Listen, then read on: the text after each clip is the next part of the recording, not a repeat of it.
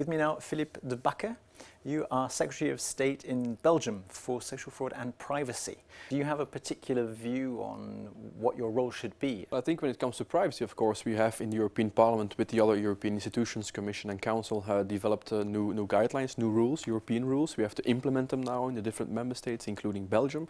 So it will be one of my main concerns to implementing those European rules also in Belgian legislation, and at the same time making sure that Belgium remains at the forefront of fighting for privacy, data protection, also at the European level. So that's two clear messages. But why is it so important to coordinate with other countries in Europe?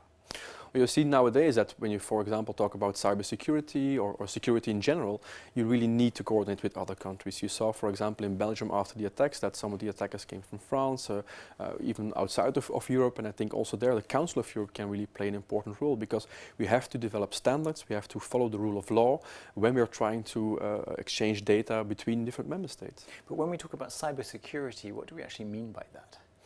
Well, cybersecurity for me means several different things.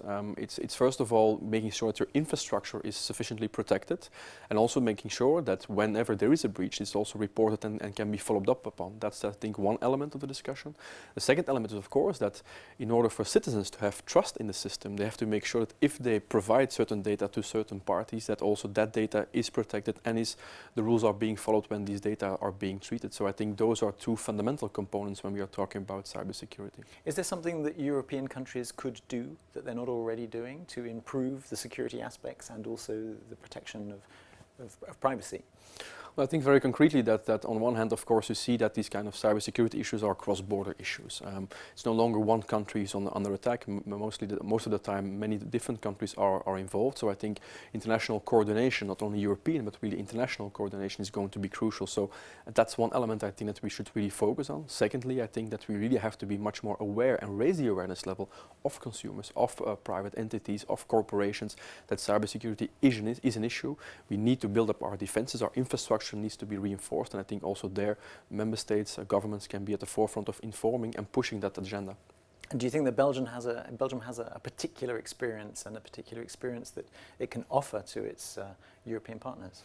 Well, I think when you talk about cybersecurity and security in general, on one hand, of course, we had the attacks of the 22nd of March, and I think there also the discussion between privacy, what kind of data do our law enforcement and security and intelligence agencies need, how is this information treated, how is this information exchanged? That's one element, I think, where we really are now at the forefront of rethinking maybe also our own structures. But we also had, for example, the cybersecurity attack on Proximus, a company, and there I think it took a long time before this was reported, followed up, and I think also there developing new procedures might help us in strengthening cybersecurity in general. And you think that governments are able to deal with the threats to cybersecurity?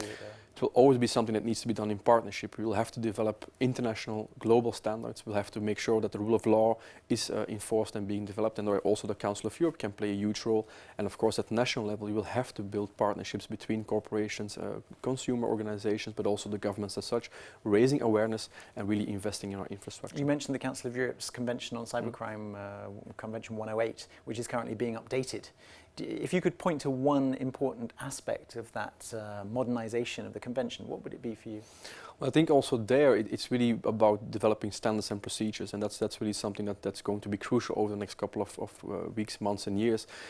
Technology is evolving so fast, going so swiftly, and I think also there the Council of Europe can really push also in making member states understand that the faster they develop protocols and standards, that the easier it will become also to tackle these new technological challenges.